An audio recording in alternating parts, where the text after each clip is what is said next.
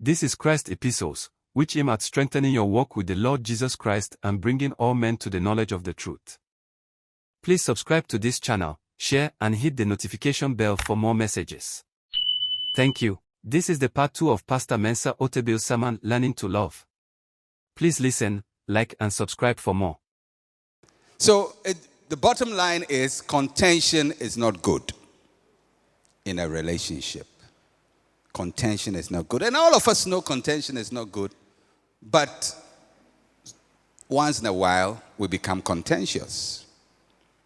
And we get so contentious and very heated that we destroy the thing we love or the person we love. The sad thing is sometimes after we've destroyed the person we love, we want to go back. And then we go back and destroy it again. In our hearts, we want to love. We want the thing to work. But anytime we are together, there is fight. And there are relationships like that. Sometimes it's a boyfriend, girlfriend, fiancé, fiance. You meet somebody, you want to marry the person. The two of you really believe you can marry each other. But too much fight. Too much. Sometimes you manage to go through and marry. But every day is a fight. Every issue, the children are a fight, the parents are a fight, the house is a fight, the food is a fight, the TV is a fight. Everything, the telephone is a fight. Whose phone? Why did you put the phone there? It's not my phone. It's not my fault. The soap is a fight. Towels, fight. Soap, sponge is fight. Water is fight. Bucket is fight. Everything. You fight over everything. Sometimes when you watch that, you begin to ask, if they hate each other so much, why did they marry? So we have to learn how to communicate. How many of you really sometimes feel you love somebody, but you just can't get along with the person? Have you had that experience before?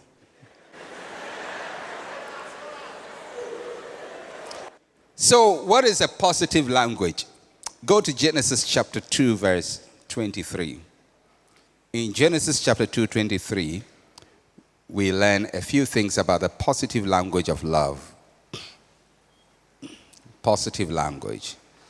And the first person who spoke those words was Adam, when Eve was brought to him as his wife. He hadn't met this girl before, but he meets the girl, and this is what he says. And Adam said, "This is now bone of my bones and flesh of my flesh. She shall be called woman, because she was taken out of man. This is bone of my bones and flesh of my flesh." The second positive language that you find in a relationship, it's not a husband and wife situation, but I think it speaks to all of us. Ruth chapter 1, verse 16 and 17, when Naomi begins to tell Ruth to go back because Naomi is returning to her people. And Ruth has lost her husband, who was Naomi's son, and she wants to join her mother-in-law back to her people. Mother-in-law says no. And Naomi Ruth speaks these words. Ruth chapter 1, 16 to 17. But Ruth said, "Entreat me not to leave you or to turn back from following after you. For wherever you go, I will go, and wherever you lodge, I will lodge. Your people shall be my people, and your God shall be my God. Where you die, I will die, and there I will be buried. The Lord do so to me, and more also, if anything but death parts you and me." In a sense, what Ruth is saying is what Adam said. You are the bone of my bones. You are the flesh of my flesh. Where you go, I will go. Your God will be my God. I will die where you die. And woe to me if nothing except death separates us. We captured these words and made them part of our wedding vows in this church, because they express the true language of love. The true language of love. Tonight, I'm going to walk you through 5 love languages. I got the idea from a book, The 5 Languages of Love, by a gentleman called Gary what's his name? Gary Chapman. If you find that book, read it. It's going to help you to know how to master the language of love. 5 of them. The first language of love is the language of affirmation. Affirmation. Affirmation. That is what Adam was speaking when he said, "This is now bone of my bones and flesh of my flesh." That's what Ruth meant when he said, "Don't let me depart from you. Where you go, that's where I'm going to be." It's affirmation. What is an affirmation? Affirmation is a declaration of statement of support and endorsement. When you say you affirm somebody, it means you support the person. You make the person firm. You make the person strong. You make the person stand firm. You affirm them. And the first language of love is the language of affirmation. It is speaking words to make somebody feel empowered, encouraged, uplifted.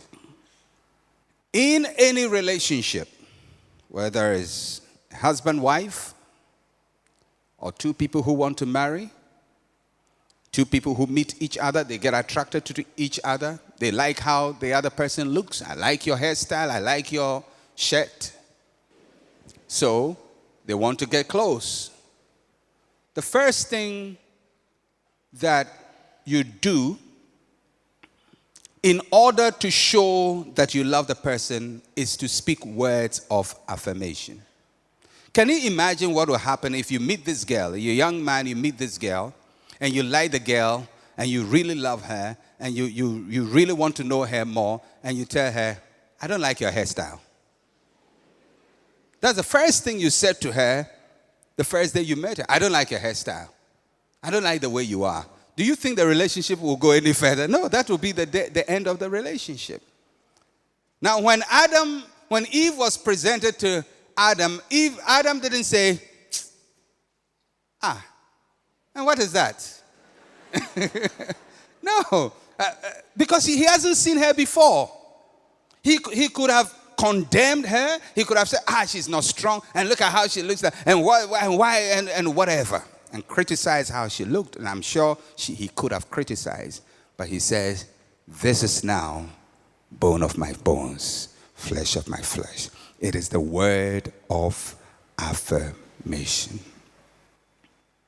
If you are going to grow in love, if your marriage is going to grow, you have to learn the language of affirmation. For example, you should be able to tell the person you love, "You are the best gift of God to me. You are the best gift God has given to me." Affirm the person. And it's not difficult. Is it difficult? I mean, what are the words you use when you're going to court people? You are the best that God has for me. One of the things I like about Adam, even after Eve had gotten everybody into trouble, Adam said, "The woman you gave me." I mean, in a sense, you can say he was shifting blame, but also in shifting blame, he was still acknowledging, this woman is God's gift to me. We are in a mess, but I believe she came from God. It's affirmation. The woman you gave me. Every good and perfect gift comes from God. He was saying, yes, we are in a mess, but I still believe this woman came from God. And that is so important. That affirmation is so important. Because many times when relationships get into trouble, instead of words of affirmation, there is words of disownership. I shouldn't have married you. I have made a mistake. And all the things we say. But Adam said, the woman God gave me. The woman you gave me. Affirmation. This is bone of my bones. You are the best gift of God to me. That language must be learned. Because sometimes the person you are married to doesn't look like the best gift of God. Thank you for listening. Please like and subscribe to the channel. God bless you.